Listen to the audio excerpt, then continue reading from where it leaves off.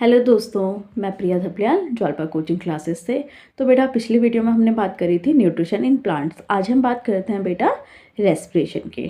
ठीक है, तो यहाँ पे ये पूछ रहे हैं व्हाट इज़ रेस्पिरेशन। तो राजू आंसर देता है respiration is a process of taking in oxygen and giving out carbon dioxide. Raju, क्या अधिकतर बच्चे ऐसे होते हैं जो क्या करते हैं, यही जवाब देते हैं कि मैम ऑक्सीजन लेना और कार्बन डाइऑक्साइड छोड़ना, ये क्या होता है रेस्पिरेशन। नहीं बेटा, ये रेस्पिरेशन नहीं होता है, इसे हम कहते हैं ब्रीथिंग। ये देखो, ऑक्सीजन लिया और कार्बन डाइऑक्साइड यहाँ से बाहर आ गया, तो उसके टीचर कह रहे हैं no this is not respiration, this is called as breathing. ये क्या होती है बेटा, ब्रीथिंग। कार्बन वो ऑक्सीजन लेना और कार्बन डाइऑक्साइड बाहर छोड़ना, ये क्या होती है बेटा, हमारी ब्रीथिंग होती है। रेस्पिरेशन हम पढ़ते हैं, रेस्पिरेशन क्या होता है। ठीक है बेटा, तो फिर वो राजू पूछ रहा है देन व्हाट इज रेस्पिरेशन। तो रेस्पिरेशन क्या होता है बेटा, oxygen enter the lungs through breathing. तो ऑक्सीजन क्या करता है, एंटर करता है कहाँ से, लंग्स से। किस चीज़ के लिए बेटा, ब्रीथिंग के लिए। ठीक है, from the lungs oxygen enters the blood. और उसके बाद क्या होता है, जो ऑक्सीजन जो एंटर होता है वो कहाँ जाता है बेटा, ब्लड में जाता है। ठीक है, ब्लड क्या करता है, कैरी करता है ऑक्सीजन को सारे बॉडी सेल्स तक पहुंचाने का काम यही करता है। ठीक है बेटा, inside the cell oxygen enters the mitochondria.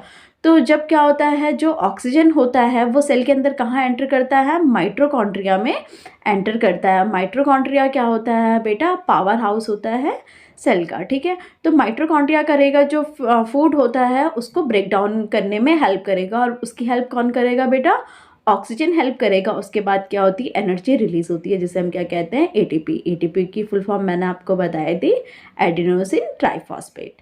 ठीक है, और क्या मिलता है बेटा हमें, कार्बन डाइऑक्साइड, वाटर, हमें क्या मिलता है, इसका बाई प्रोडक्ट मिलता है। ठीक है बेटा, they are given out through breathing. ठीक है, अब हम पढ़ते हैं आगे, depending upon the presence of और एब्सेंस ऑफ ऑक्सीजन। तो अब हम पढ़ते हैं बेटा रेस्पिरेशन कितने टाइप का होता है, मतलब ऑक्सीजन के होने पे और ना होने पे क्या असर पड़ता है। तो रेस्पिरेशन हमारे दो टाइप का होता है, एक होता है बेटा एरोबिक रेस्पिरेशन, एक होता है हमारा एनारोबिक रेस्पिरेशन। एरोबिक रेस्पिरेशन क्या होता है बेटा, जो प्रोसेस क्या होती है ऑक्सीजन की प्रेजेंस में होती है उसे हम कहते हैं एरोबिक रेस्पिरेशन। जो क्या होती है विदाउट ऑक्सीजन, मतलब जिसमें हमें ऑक्सीजन की ज़रूरत नहीं पड़ती, उसे हम कहते हैं एनारोबिक रेस्पिरेशन। इतना आपको समझ में आया है।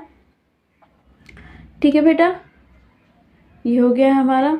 उसके बाद पढ़ते हैं फेजेस ऑफ रेस्पिरेशन। ठीक है, हमने देखा कि जो रेस्पिरेशन होता है वो किसका पार्ट होता है बेटा, ब्रीथिंग का पार्ट होता है। इसमें क्या होता है, गैसेस का एक्सचेंज होता है। ठीक है, एक्चुअल जो रेस्पिरेशन होता है वो इन्वॉल्व करता है बेटा किसको, रिलीज, मतलब एनर्जी को रिलीज़ करने में वो क्या करता है, हेल्प करता है। ठीक है, तो जो ये क्या करता है बेटा, सेल से एनर्जी को रिलीज़ करने में हेल्प करता है, उसे हम कहते हैं सेलुलर रेस्पिरेशन। ये क्या होता है, सेल के अंदर होता है।